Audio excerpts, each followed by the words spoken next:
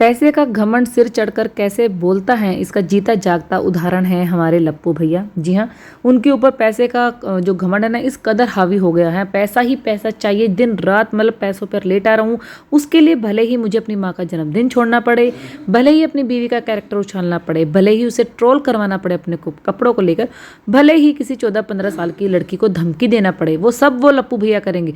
बस शर्त इतनी है कि इस चीज़ के बदले में उन्हें डॉलर मिलने चाहिए। वही कंट्रोवर्सी किसी की भी हो, लेकिन सिक्का किसका चलेगा? सिर्फ लप्पू भैया का, क्योंकि प्लानिंग प्लॉटिंग वही करेंगे। शुरुआत भले ही कोई करे, और हो सकता है कि दोनों पार्टियां कंट्रोवर्सी खत्म करना चाहती भी हों, उनके मन में नहीं है कि हमने इस कंट्रोवर्सी को आगे खींचना है, बट नहीं, अब कंट्रोवर्सी की डोर आ चुकी है लप्पू द ग्रेट मैजिशियन के हाथ में।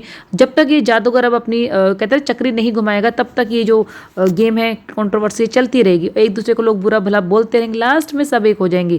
लेकिन इसमें पैसा कौन छापेगा? हमारे लप्पू भैया। वहां पर बेचारी राजमाता के ऊपर मुझे इतना तरस आ रहा था, इतना तरस आ रहा था, कैसे अपने बेटे के एक फ़ोन के लिए वो तरस रही थी। वो बेटा जो कि गंदगी की हर सीमा को लांघ चुका है। अपनी देवरानी और अपनी चाची को कंटेंट बनाने वाला ये राज परिवार क्या कहेगा जब वो चाची अगर ठीक हो जाती है, या उसके बच्चे जब बड़े होते हैं, तो क्या मतलब एक अच्छी खासी लड़की को या लेडी को पागल बोलना, या ये बोलना कि इसके अंदर ऐसा कुछ आ गया है जो हमें भी नहीं पता है, क्या उसकी इज्जत के साथ ये खिलवाड़ करना नहीं है? मतलब किसी अपने घर की औरत को पागल डिक्लेयर करके उसके नाम पर पैसा छाप रही है पूरी की पूरी खाज फैमिली। इसी चीज़ के ऊपर आज डिस्कस करेंगे इस पूरी वीडियो में। लेकिन उससे पहले, हेलो माय यूट्यूब फैमिली, कैसे हैं आप? वेलकम करती हूँ एक बार फिर से मेरे channel Siddhi Riddhi and mom में। तो जो व्यूअर्स इस वीडियो के थ्रू मेरे चैनल तक पहुँचे हैं, उन सबसे रिक्वेस्ट है कि प्लीज़ वीडियो को लाइक कर दीजिएगा, चैनल को सब्सक्राइब कर दीजिएगा, और अगर आपने बेल आइकन को प्रेस नहीं किया है तो प्लीज़ बेल आइकन को प्रेस कर दीजिए। आप सबको मेरे साथ हमारा जो इस फैमिली का लक्ष्य है ना, वो याद रखना है। जी हाँ, दिवाली से पहले 3K की फैमिली हमें कंप्लीट करनी है। तो चलिए वीडियो को स्टार्ट करते हैं। वीडियो की स्टार्टिंग हो रही है हमारे लप्पू एंड लप्पी से। जैसा कि आपको पता है कि हरियाणवी कपल जो है इनके घर पहुंच चुका है, ये लोग पब वब जा चुके हैं, और वहां पहुंचकर जो इन्होंने गंदगी मचाई है उस चीज़ के बारे में आज यहाँ डिस्कस करेंगे। लेकिन उससे पहले लप्पू जो लाइव में दूसरों को बोलता है कि कुत्ते की तरह भौंकते हैं, कुत्ते की तरह पीछे पड़े हैं, मैं हड्डी फेंक देता हूँ। अरे तुम हड्डी फेंकने वाले पहले तो बताओ होते कौन हो? तुम खुद व्यूअर्स के व्यूज़ की हड्डी खा रहे हो। एक दिन चैनल पे वीडियोस नहीं आते तो तुम्हें खलबली मच जाती है कि मेरे व्यूज़ नहीं आए हैं, मेरा महीने का खर्चा कैसा निकलेगा। दूसरा, ये लोग बोलते हैं कि ये कुत्ते की तरह बोल रहे हैं, कुत्ते की तरह बोल, इतना इतना बोलते हैं ना, ये मतलब जो सामने वाला होता है ना वो तो नॉर्मली होता है, लेकिन कुत्ते की तरह एक्चुअल में भौंक कौन रहा होता है? लप्पू भैया। अपने लाइव में भी इन्होंने यही काम किया। अभी ड्राइविंग करते करते भी ये भौंके जा रहे थे, भौंके जा रहे थे, भौंके जा रहे थे, लेकिन साथ में एक था वो चुप था। हालांकि वो सपोर्ट कर रहा था, फुल ऑन सपोर्ट है, क्योंकि भैया उसका भी तो गाना आ रहा है ना छठ पूजा का। छठ पूजा पे ये चारों नमूने जो है आप लोगों को एक साथ मिलेंगे।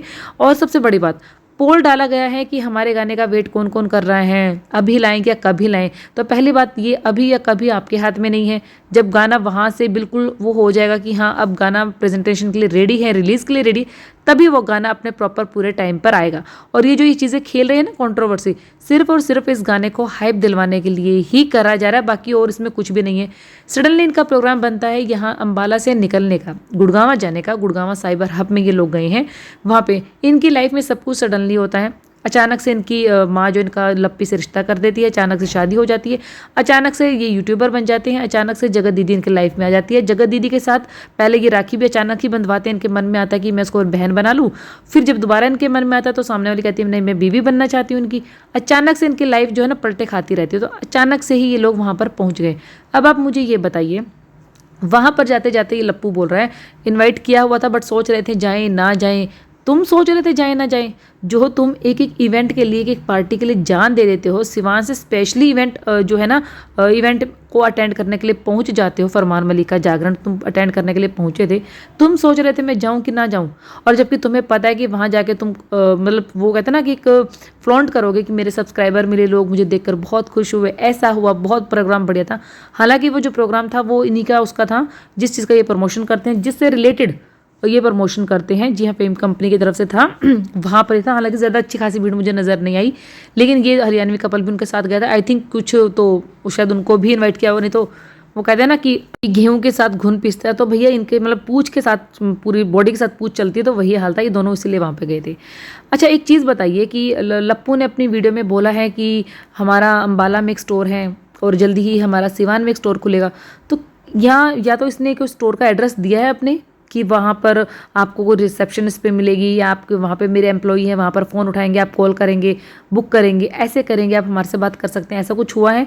इन्होंने कोई इनोग्रेशन किया, मतलब एक स्टोर इन्होंने ओपन किया, ठीक है, अगर उसका इनोग्रेशन ना भी हो तो क्या आपको नहीं लगता कि उसका प्रमोशन ये भर भर के करेंगे कि हाँ अम्बाला में इस जगह पर हमारा जो है शोरूम है, आप हमें हमसे आकर मिल सकते हैं, आप हमारे स्टोर पर आइए। आप बताइए, अगर इनके पास स्टोर होगा तो क्या ये अपनी पब्लिक को नहीं बुलाएंगे? इसी बहाने लोग आएंगे हमसे मिलने के लिए, दुकान पर भीड़ लगेगी और भीड़ देखकर लोगों को अंदाज़ा होगा, वो वीडियो डालेंगे, देखो देखो हमारे स्टोर पर कितनी भीड़ है, अभी खुला ही नहीं है। ऐसा कुछ हुआ? जी नहीं, नहीं हुआ। इनकी जो ये शोरूम है ना, इनकी अपनी कल्पनाओं में ही घूम रहा है।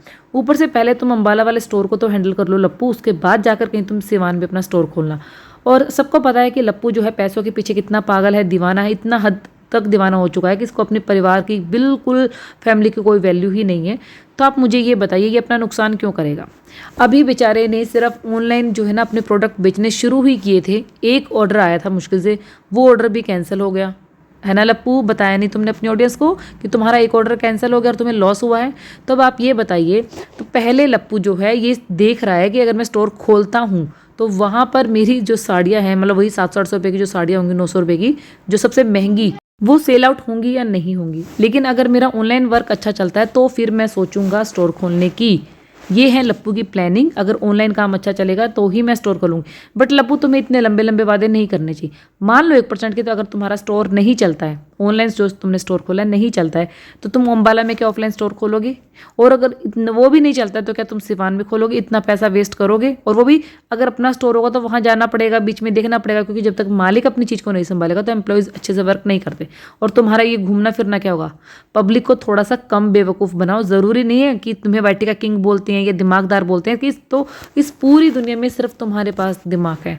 और रही बात इंग्लिश की, तो इंग्लिश मत झाड़ा करो, बहुत ज़्यादा कमियाँ होती हैं। और हिंदी बोलने में क्या शर्म है? हम लोगों को इंग्लिश आती है, तो हम लोग नहीं बोलते कि हमें बहुत अच्छी इंग्लिश आती है, बहुत कम इंग्लिश आती है लेकिन हम हिंदी में कनेक्ट करना ज़्यादा पसंद करते हैं, क्योंकि तुम्हारी जो ऑडियंस है ना मोस्टली मिडिल क्लास ऑडियंस है, और उस एरिया से जहाँ से तुम आते हो, तो उन लोगों को मुझे नहीं लगता कि इतनी अच्छी इंग्लिश, और खैर अच्छी तो तुम्हारी है ही नहीं, इंग्लिश समझ में आती होगी। तो हिंदी बोलने में कभी भी घमंड नहीं करना चाहिए। और एक चीज़, ये लोग कल गए हैं वहाँ पर साइबर हब में, वहाँ पर जिस तरीके की हरकतें इसने की हैं, तो सबसे पहले तो मुझे ये बताइए, जब भी कोई पार्टी वार्टी होती है, आप इस टाइप की पार्टी में जाते हैं जहाँ पर आपको इनवाइट किया गया है और फैशन से रिलेटेड आप कपड़े बेच रहे हैं, फैशन से रिलेटेड वो पार्टी हो रही है, बहुत लोग मिलेंगे, और साइबर हब में आप गए हैं, तो साइबर हब किसी ने नहीं देखा होगा तो आप गूगल पे सर्च कर लीजिएगा। वहाँ पर लप्पी का साड़ी पहन के जाना और लप्पू का ये वाली ड्रेस पहन के जाना, कुछ कॉम्बिनेशन आपको सही समझ में आया? या लप्पू के ऊपर वो अच्छी लग रही थी? जी नहीं, बिल्कुल बेकार लग रही थी। अब एक चीज़ बताइए, वहाँ पहुँचने के बाद लप्पू जिस तरीके की हरकतें कर रहा था, जिस तरीके से बार बार लाइव आ रहा था, तो सीरियसली मुझे ऐसा लग रहा था भाई या तो तू लाइव आ जा या फिर इंजॉय कर ले। बार बार मतलब लोगों को दिखाना कि देखो मैं इंजॉय कर रहा हूँ, लोगों को मत दिखा, अपने आप को दिखा कि तुम इंजॉय एक्चुअल में कर रहे हो कि नहीं कर रहे हो। तुम्हारी पत्नी साथ में, तुम्हारा दोस्त साथ में, उसके बावजूद भी उन लोगों के साथ टाइम बिताने से ज़्यादा इंपॉर्टेंट तुम्हें लगा कि तुम लाइव आओ, अपनी ऑडियंस को दिखाओ, ऑडियंस में से स्पेशल किसी एक खास इंसान को। मेरा मतलब आप सब समझ रहे होंगे कि देखो मैं तुमसे दूर होकर, मैं अपनी फैमिली के साथ, अपनी पत्नी के साथ, अपने दोस्तों के साथ इतनी ऊंचाइयों पर पहुंच गया हूँ, मेरा बिजनेस बहुत अच्छा चल रहा है और मैं बहुत ज़्यादा इंजॉय कर रहा हूँ। किसी खास इंसान को दिखाने के लिए ये लाइव की गई थी, ये पूरी ऑडियंस के लिए ये लाइव नहीं थी। और जो ये लाइव की थी, लाइव में फुहड़ता के साथ हंसना, बेफालतू की बातों पे हंसना, कुछ अजीब कमेंट आ रहे हैं उनको बोल बोल के हंसना, और स्पेशली टिया को बुलाना और वहाँ पर लप्पी को इतना भाव नहीं देना। एक और लड़की थी जिसके साथ लप्पू जो है कान में फिर गुफ्तगू कर रहा था और लप्पी ने टेढ़ी नज़रों से देखा भी, लेकिन लप्पी ने इस बार ज़्यादा लप्पू को नहीं रोका, नहीं बोला कि एक बीच में एक दो बार बोला छोड़िए ना, अब छोड़ते हैं, बंद कर। लेकिन लप्पू आउट ऑफ कंट्रोल था। और इंसान आउट ऑफ कंट्रोल किस सिचुएशन में होता है? जब उसके अंदर बहुत खास एनर्जी आ जाती है, इतनी एनर्जी आ जाती है कि वो बर्दाश्त नहीं कर पाता। और एनर्जी आती किससे है? आप लोग बहुत ज़्यादा समझदार हैं, शायद मुझसे तो बहुत ज़्यादा समझदार हैं। तो लप्पू का जो शायद दूसरा बिजनेस है, उस बिजनेस में से लप्पू को कुछ मज़ा आया है, इंजॉय कर रहा था लप्पू। कल की लाइव में साफ साफ दिखाई दे रहा था कि लप्पू ने कुछ किया हुआ है, जो कि तब उसने तब किया था जब वो अपनी वाइफ को जो बाउंसी पर फेंक फेंक कर मार रहा था। वही चीज़ नज़र आ रही थी, बेफालतू में हंस रहा था, बेफालतू में बातें कर रहा था, मतलब चीखना, इतनी जोर जोर से बोलना, जैसा लप्पू को लगता है कि पूरी दुनिया में और शायद पूरे अम्बाला में एक यही ऐसा इंसान है जिसने कभी डिस्को के नज़ारे लिए हैं, यही है जो पब गया है, और पूरी दुनिया तो कभी गई ही नहीं है। लोग इससे बहुत नीचे हैं। मतलब ये शायद अपने एरिया से यानी कि सिवान से या अपने खानदान में से इकलौता होगा जो शायद पप गया होगा। तो उसी को देखकर ना इसका मतलब बहुत अजीब बिहेवियर हो गया था कि जैसे पता नहीं कौन सी जगह पर ये आ गया है। थोड़ी सी बात कर लेते हैं हम राजमाता की। भाई राजमाता को देखकर ना मुझे बड़ा तरस आ रहा था। बेचारी ने बड़े अरमानों से केक कटिंग करते टाइम बोला था कि मेरी बेटी और बेटे को फ़ोन लगा दो। बेटी को फ़ोन मिलाया गया, बेटी ने तुरंत उठा लिया, बट बेटे ने नहीं उठाया, ना वीडियो कॉल उठाई और ना ही माँ को बैक कॉल की। माँ बेचारी इंतज़ार करती रह गई कि मेरा बेटा कॉल करेगा, फ़ोन उठाएगा, बट ये जो बेटा है ये तो किसी दूसरे की सेवा करने में लगा है, अपने आप को चमकाने में लगा है। ना तो बेटे को होश है ना बहू को होश है। और माता जी इस बार मुझे लगता है माता जी ने कमर कस ली है कि इस बार वो लप्पू के जो है ना झांसे में नहीं आएगी। क्योंकि लप्पू हर बार क्या करता है, अंबाला अगर माँ को भूल जाता है, कुछ मतलब ध्यान नहीं होता, लेकिन जैसे ही वो सिवान जाता है कि एक आधी साड़ी, कुछ फ्रूट्स, मिठाइयाँ या एक आधी गोल्ड सिल्वर की आइटम या फिर कुछ ऐसा कर देगा जिससे माँ खुश हो जाती है। भाई माँ तो माँ ही, माँ का दिल है। लेकिन इस बार मुझे लगता है लिपस्टिक आंटी ने अपना दिल पक्का कर लिया है कि वो इस बार जो है ना लप्पू के लिए शायद ही कुछ बोले, क्योंकि अब तक तो वो कुछ बोली नहीं है, क्योंकि लप्पू इतनी गलतियां कर रहा है और इतनी ज़्यादा उसे ट्रोलिंग मिल रही है। हाँ, बार बार वो ये ज़रूर बोल रही है कि घर की इज्जत बेटी के हाथ में होती है, बहू के हाथ में होती है, और ससुराल और मायके को लेकर चलना ही एक औरत का कर्तव्य होता है। अच्छा, दूसरा बात मैं यहाँ पर लिपस्टिक आंटी के लिए बोलूँगी कि लिपस्टिक आंटी बहुत अच्छा काम कर रही है, अपनी जो देवरानी की इतनी सेवा वगैरह कर रही हैं या इतना लेकर जा रही हैं डॉक्टर के पास। बट मुझे एक चीज़ नहीं समझ में आ रही, किसी भी अपनी फैमिली को मेंबर को ये बोल देना कि इसके ऊपर कुछ हो गया है, किसी ने कुछ कर दिया है, जब से बेटा हुआ है तब से अपने पति से अलग है, या तो कुछ ओपरी हवा आ गई है या भूत प्रेत घुस गए हैं। ठीक है, मान लिया कि कुछ चीज़ें होती हैं, मैं भी मानती हूँ चीज़ों को, हाँ कुछ चीज़ें होती हैं, कुछ नहीं होती हैं, बट कुछ चीज़ें डिप्रेशन भी होती हैं, सीवियर डिप्रेशन भी होता है, डिप्रेशन की स्टार्टिंग सिम्टम भी होते हैं। तो जब स्टार्टिंग को नहीं संभाला जाता तो एक टाइम पर आकर वो सीवियर डिप्रेशन बन जाता है, और डिप्रेशन में इंसान ऐसी हरकतें करता है कि लगता है कि उसके अंदर भूत प्रेत आ गया है। तो कहीं ना कहीं अपनी देवरानी की इस कंडीशन का जिक्र करना वाईटी पर आकर, क्योंकि आपके आस पड़ोस के, मोहल्ले के, गाँव के सब लोग वीडियो देखते हैं, आपके गांव के भी देखते होंगे। कल को आपकी देवरानी जब थोड़ा सा ठीक होकर अपना घर संभालने जाएगी, क्योंकि परमानेंट तो वो आप लोगों के पास रहेगी नहीं, तब उसके ऊपर लोग क्या उंगलियां उठाएंगे? क्या आपके देवरानी के बच्चे उस माहौल में रह पाएंगे?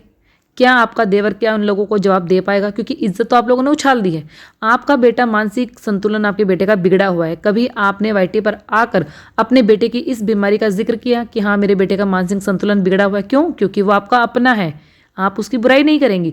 लेकिन देवरानी का क्या है? देवरानी के नाम से तो कंटेंट मिल रहा है, पैसा मिल रहा है। अगर इतनी ही उनकी चिंता हो रही है आपको, इतना ही सब कुछ आप सोच रही हैं देवरानी के बारे में, वो आप उसको शादी करके लाई हैं, गरीब घर से हैं, बच्चे छोटे हैं, तो आप एक काम कीजिए, इतना ही बड़ा दिल है तो देवरानी के नाम से जितना भी कंटेंट आप छापी है ना, और जितना भी रेवेन्यू उसका बना है, वो सारा का सारा जो है देवरानी की झोली में डाल दीजिए। कर पाएंगी ऐसा? जी नहीं, बिल्कुल नहीं कर पाएंगी। और जो सवाल ऑडियंस उठा रही है, उसी सवाल को जो है छोटे वाले कपूत ने उठाया है अपनी वीडियो में। छोटे वाला कपूत भी ये चीज़ें बोल रहा है कि मुझे एक चीज़ नहीं समझ में आई डॉक्टर के वहाँ जाने पर। डॉक्टर ने ना तो कोई टेस्ट लिखा, ना अच्छे से चेकअप किया, बस फर्स्ट मीटिंग में ही इंजेक्शन दे दिया और दवाइयाँ दे दी। और दवाइयाँ भी ऐसी है कि अगर आप 4-5 साल खाते रहेंगे तो उसका असर रहेगा, और बीच में छोड़ देंगे तो फिर कंडीशन 0 पर आ जाएगी। छोटे कपूत का ये कहना कि मुझे ये सब चीज़ें सही नहीं लगी, क्योंकि ना तो किसी चीज़ का एक्सरे हुआ, सीटी स्कैन, कुछ भी नहीं किया, बस डॉक्टर ने एक दवाई दी है, इंजेक्शन देते ही नींद आ जाती है। बेसिकली क्या होता है ना, जिन डॉक्टर को समझ नहीं होती है, जो झोला छाप डॉक्टर्स होते हैं, वो आपको ऐसे पेशेंट्स को नींद का इंजेक्शन या नींद की दवाई देती हैं कि वो पूरा दिन सोते रहते हैं। सोते रहेंगे तो ऑब्वियसली बात है अपनी मेंटली टेंशन से दूर रहेंगे और कुछ उत्पात नहीं मचाएंगे, कुछ शोर शराबा नहीं करेंगे, इस टाइप की होती है। बट ये चीज़ें कहीं ना कहीं खतरनाक होती है। प्रॉपर एक आजकल जो है ना काउंसलिंग होती है, हस्बैंड वाइफ की होती है, उस पेशेंट की होती है, उस पेशेंट से जुड़े हुए लोगों की काउंसलिंग होती है कि उसके ऊपर इस चीज़ का इफेक्ट कितना आया और कितने टाइम से है। और मोस्टली वीडियो में आपने देखा है कि जो इनकी चाचे जी हैं वो उनके चाचा को देखकर ही ज़्यादा आग बबूला होती हैं। तो मे भी हो सकता है कि कुछ प्रॉब्लम चाचा की वजह से रही हो, या मार पिटाई की इतनी की गई है कि उसका असर उसके दिमाग तक पहुंचा है कि वो मतलब अपने हस्बैंड को अपने पास ही नहीं आने देना चाहती। तो आप पढ़ी लिखी हैं, आपके हस्बैंड आप कहती हैं मैथ्स के टीचर हैं, बेटा आपका जो है फिजिक्स का है, एक बेटा बायो का है, एक केमिस्ट्री का है, तो कुछ तो पढ़ी लिखी सेंसिबल बातें कीजिए। और आजकल तो आपकी बहू भी है, वो भी थोड़ा बहुत पढ़ी लिखी है, उनको भी इस चीज़ की समझ है कि डिप्रेशन आज की दुनिया में होता है। पहले चलो नहीं होता था, इतने महंगाई या खर्चे या नहीं थे, इतने फ्लॉन्ट नहीं करते थे लोग। आजकल बहुत शोशेबाजी है, बहुत सब चीज़ें हैं। और गांव में इस टाइप की और चीज़ें ना बहुत जल्दी फैलती हैं। जब आपकी देवरानी अगर मान लो 1% ठीक होकर चली जाती है, तो क्या उसके बच्चों को ताने सुनने को नहीं मिलेंगे, या पड़ोस की औरतें नहीं कहेंगी तुम्हारी जेठानी तो खुद तुम्हें बोलती है कि तुम पागल हो? फिर आपका और उसका रिश्ता कैसा रहेगा? तो थोड़ा सोच समझ के बोलिए आंटी, घर की बड़ी हैं, बड़े होने के नाते जब भी मुंह खोलें थोड़ा सा ढंग से खोलें। और जो छोटे कपूत ने बात की है वो वैसे बहुत सही की है, और अगर इस चीज़ से सबक लेकर कल को ये आगे कुछ अच्छा स्टेप लेते हैं, काउंसलिंग की तरफ ध्यान देते हैं, तो बहुत अच्छी बात है। मे बी इनकी चाची जल्दी ठीक हो जाए। तो चलिए वीडियो को एंड करती हूँ यहीं पर, बाकी जो पॉइंट्स रह गए नेक्स्ट वीडियो में कवर अप करूँगी। तो मिलूंगी आपसे नेक्स्ट वीडियो में, तब तक के लिए बाय बाय।